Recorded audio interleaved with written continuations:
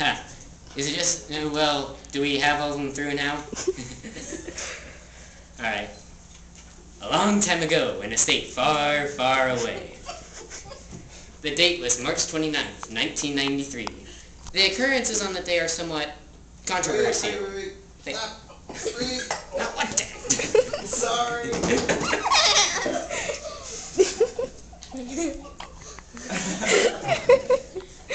You just can't. Now, okay. Can't catch it. A long time ago, in a state far, far away. The date was March 29th, 1993. The occurrences on that day are somewhat controversial. Some call it a blessing, some call it a curse. Me, I call it my birthday. Hello, my name is Brady Keefer, and I'm going to show you a little bit about my life. As I said earlier, I was born on March 29th, 1993 in Peoria, Illinois. That next August, we moved to Newark, Ohio. Then, 4 years later, moved back to Illinois, but this time to the smaller town of Bloomington. This is where most of my earliest memories are from, living in our small house in a cul-de-sac, playing with the next-door neighbors, and having Bible studies in our kitchen on Saturday afternoons due to there being no congregations in the local area. Soon enough, though, we were moving again. But instead of moving to another cold central state, we are going to the southwest, to the sweltering heat of Gilbert, Arizona, a suburb of Phoenix. This is where a lot of my life began to take shape. It's where I got used to going to church on a regular basis, and while I was mostly homeschooled, I started going to a part-time school, and began a few of my hobbies.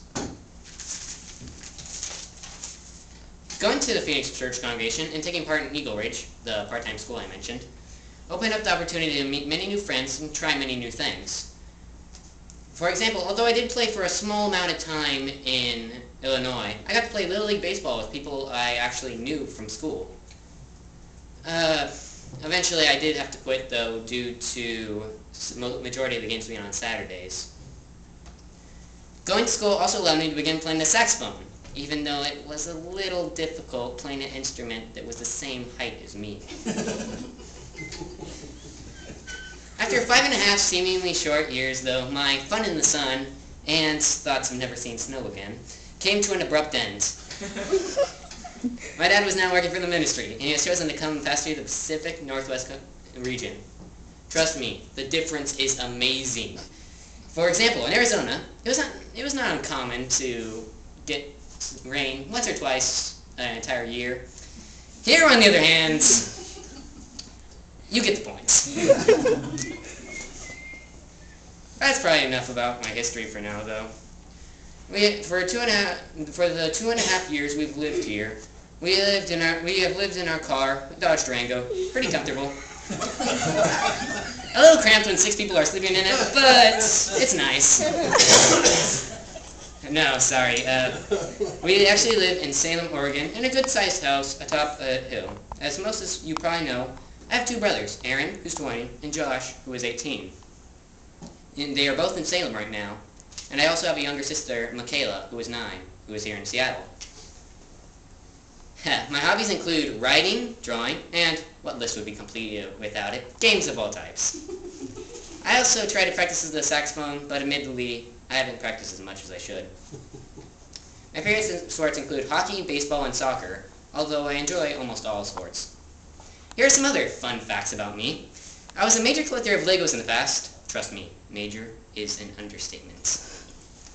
I can finish the Rubik's Cube in about 2 minutes, unless there is an incident like what happened at the Ashland, Oregon feast site, which I prefer not to mention.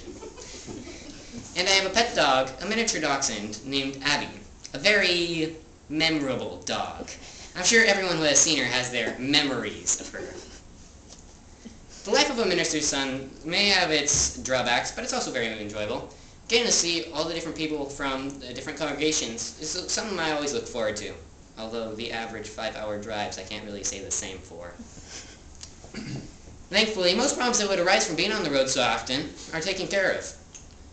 A good example is school. We have found an online school which allows me to take the lessons without physically being in the classroom. This not only helps tremendously with our weekly trips, but also helps with things like the feast. Here's the average trip for me. We spend Thursday night packing and leave Friday morning. After 5 hours of driving and trying to do school in the car, look at that, we arrive at the hotel. We find something to keep ourselves busy, such as writing speeches, till it's time to sleep. We wake up and prepare to leave for church. By the time we get back, a good amount of the day has passed, so we find something to occupy ourselves with until it's time to sleep again. Then, Sunday morning, we head back to Salem. Next Thursday, the cycle begins again. I hope to finish high school in 3 years and look forward to going to college, and I'm looking forward to getting my driver's permit in 2 months when I'm 15. Well, I hope you have all gotten a small glimpse of my life. Who knows? Maybe I'll see you next Sabbath.